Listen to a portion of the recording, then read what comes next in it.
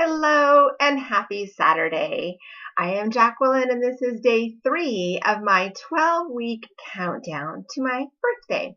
And as I am getting prepared each time for this video to share with you, I really want to thank you for taking the time to watch and comment. I have been getting so much great feedback right out of the gate with this new project I'm doing, and I really thank you. It means a lot to me that you're willing to sit and listen to what I might just impart and share to you during the time together. So thank you. I'll give you a virtual hug from me to you. Today I woke up and I was really thinking about this video and the opportunity to share with you, and then my day got crazy. How many times do you have plans for one thing and a whole nother story happens? Well, my daughter was supposed to fly out today for college. So last night she was tossing and turning all night long, worrying about getting there in time for the flight. And then, of course, she came in to make sure that we were all awake. And it was not a very good night's sleep. And then we got her to the airport, even though she had a hard time getting out the door. Got there, got waiting, and it turned out that she still didn't make the flight because she was flying standby. She was hoping for room. It's always worked in the past, and this time it didn't. So those are those moments when it can be very frustrating that it didn't work, or a reason that she's supposed to stay here for another day. So I'm choosing to count it as a blessing that I get an extra day before my daughter goes off to college, because she won't be back until May time when school's all over.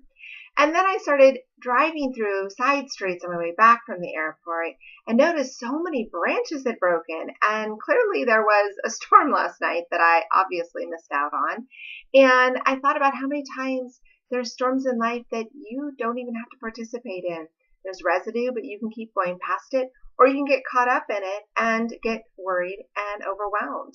I could have been upset, and my daughter could have been upset about missing the flight, but instead it was not meant to be. So it's learning how to go with the flow. And I just finished working with 3 incredible clients.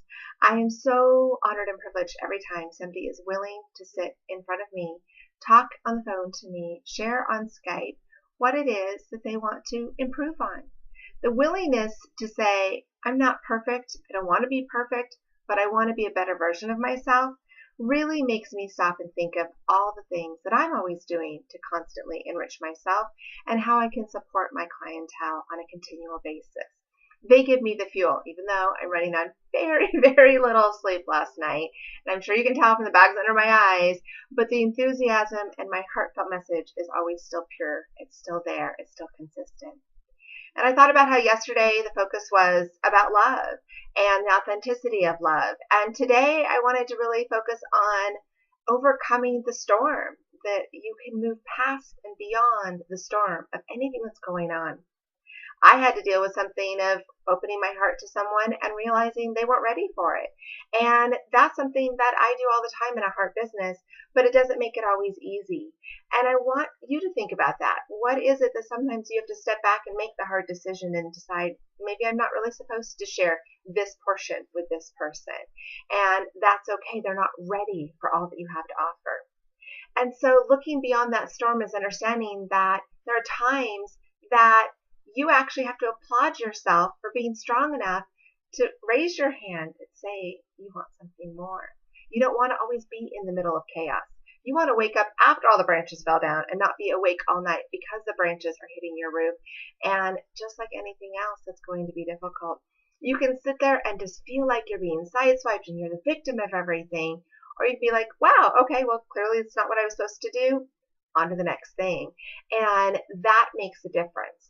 Owning your truth, owning your decision to be the best version of yourself lets you decide what obstacles are going to be giant boulders and roadblocks in your way, or are they going to be stepping stones so you can move to the next chapter, the next rainbow that could be right around the corner, but you got to actually accelerate the pedal and get past the storm.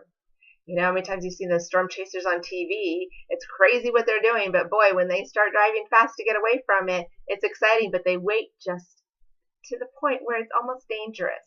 Of course, I don't recommend you do that, but it's amazing what happens when the light of the new day shows up and how everything looks different. It could be all in rubble, but it's no longer dangerous. So allowing yourself to really work through whatever's going on so you can wake up the next day and be more positive and more optimistic.